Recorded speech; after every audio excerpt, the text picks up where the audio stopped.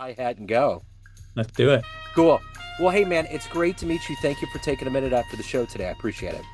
Yeah, thanks for making time. Appreciate Yeah, it. absolutely. So, before we get into your life and your work and how we've arrived at today, I know everybody's getting a little tired of talking about COVID, but it was such a big deal, such a game changer for so many people. How did you make it through that time period, and how has it influenced the way that you live your life now? That is a great deep question to start with. I love it, Joe. Let's just dive right in. Get right in there. Yeah, let's get right in there. It was certainly challenging for me, just as it was for everybody in the world. And when COVID hit, I had just taken on a new role, new leadership role, CEO of a company that had was going through a process to get purchased by a private equity firm. And um, we went through the process of transitioning everybody to work from home, and there was a lot of change going on. And I think that one thing that gave me strength during COVID was just being able to be there for other people and to be a mechanism of support for others who are going through a challenging time.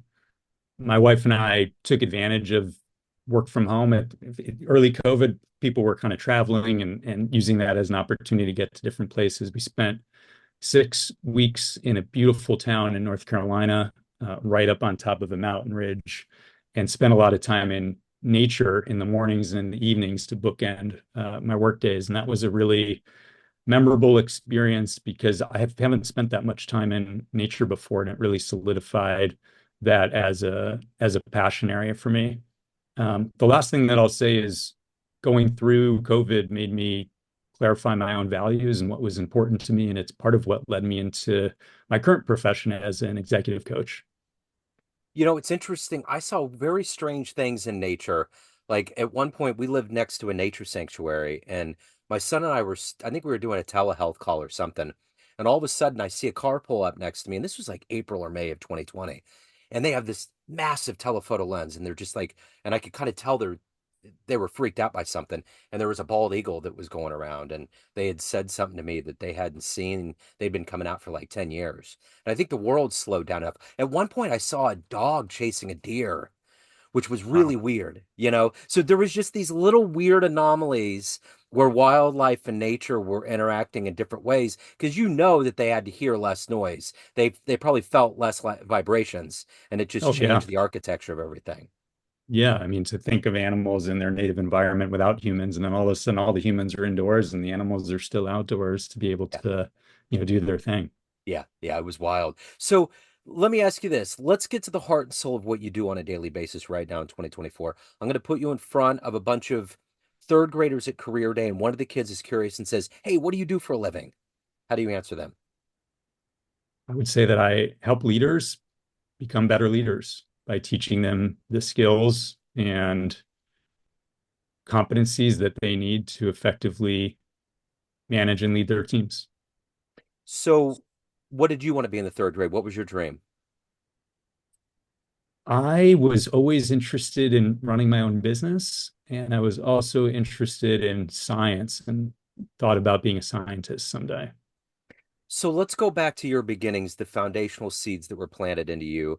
Where were you born and raised, and what were some of these seeds that were planted to make you want to be a business owner, to get into science, empiricism, and then eventually get to a point where you're leading people as a coach? How did all of this kind of evolve and take shape into who you are today? Great question. I grew up in Cleveland, Ohio. I was one of four siblings.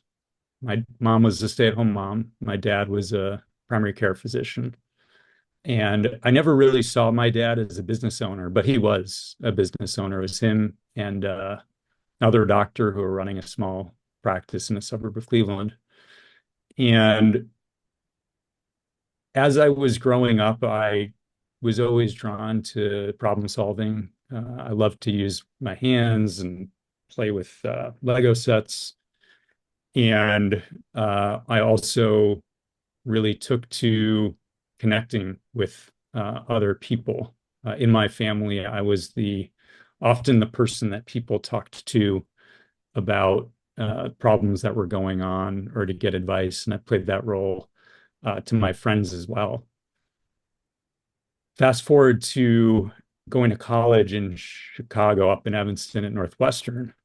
And I was really at a threshold point where I was trying to decide whether to go more of this science route or more of this business route. And I had a couple of internships related to science where I was, working in a lab and biochemistry lab, and also had an internship in the business world at a management consulting firm.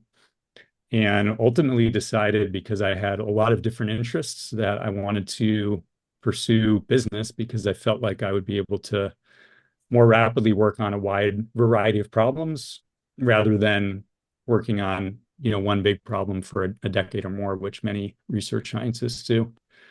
And so that's how, yeah, really how I got into the business world and what kind of set me on the path for leadership.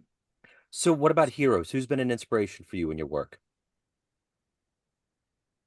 Well, a recent hero that I had the opportunity to meet is a guy by the name of Marshall Goldsmith. He was one of the pioneers of the coaching industry. He has many, many books that he's written that have become New York Times bestsellers. And 3-ish months ago, I had a chance to meet with him and a small group of leaders in Nashville, where he lives. And it was a really inspiring experience. Marshall has a way of communicating with people which simultaneously makes you feel safe and that he really cares about you, and where he also will challenge the heck out of you and be really direct and share what he sees. So what is the motivation for you every day to wake up to do this work, to help people to get to a better place, but to also evolve as a human yourself? What is that for you?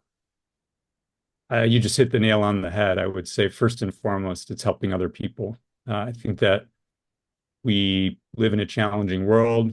There's challenging contexts, there's challenging environments, and I believe that coaching is a really great way to impact people to become better human beings. And by focusing on working with executives and leaders who have large teams and whose companies impact a large base of customers, I feel like there's a lot of leverage that I can have. If I can help a leader become a better human, they then can show up as a better human to their teams, to their companies, to their customers.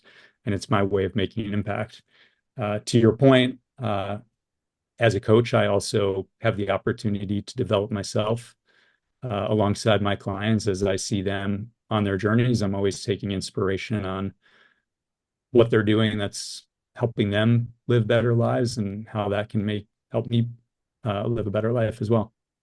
So who's been one of the most effective leaders that you've seen in our lifetime that's led, no matter whether it's in business or otherwise, who has been kind of a model that you've looked at that you've admired? I always love Richard Branson. He's a very different type of leader than me. He started Virgin Airlines, the Virgin Group. He had a record label, many other businesses that he started, several dozens, I believe. And he's got a great autobiography. And what I took away when I read his autobiography was just the idea of charting your own path through life and not fitting into the mold, not doing the cookie cutter solution, but really being authentic to yourself and being creative and innovative, seeing opportunities where other people might not see them, being willing to step outside the box to do something that might help other people. So, of everything that you've accomplished up to this point in your life, what are you the proudest of?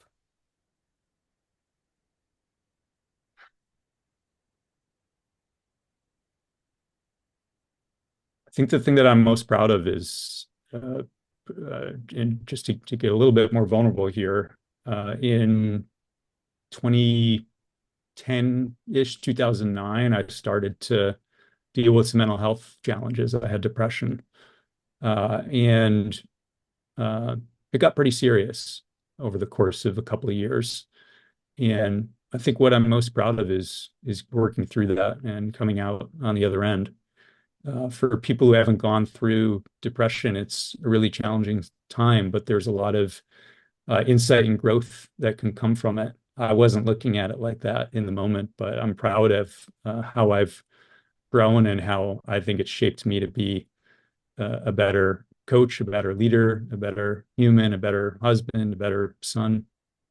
So after all of this now is kind of a more evolved, being in a more evolved place, if everyone has a perception of you, family, friends, clients, everyone that knows you, but you run the show, what's your perception of you? Who do you think you are? That's a question I've been asking myself a lot more recently, as I've been getting more into meditation. And when you get into meditation, where there's meditation, you can often find people talking about Buddhism. And the Buddhists talk about this idea of a lot, like who are you and who are you as separate from your ego and that identity. And that's something that I've been wrestling with. But I would say today, as you're asking me who I am, I like to think of myself now as uh, a force of change, a force of connection, a force of love. So if anyone wants to hire you, reach out, has any questions, wants to learn more, what's the best way to do that? Yeah, the best way to do that is to reach out to me. You can go on my website to get my contact information. That website is ClearPath, ClearPath.group, or you can email me, adam@clearpath.group. And even if you're not interested in, you don't know that you want to work with a coach, but you're just interested in learning more about coaching and what that's all about. I love connecting with folks who are thinking about it, exploring it. And I'm happy to connect with any of your listeners if they are interested. Absolutely. I'll have all the contact information in the notes. This has been wonderful. Thank you, sir. Thank you for your story. Thank you for your time. Best of luck with everything. Yeah, thank you, Joe. It's really great to be with you today. Absolutely. Thank you. Take care.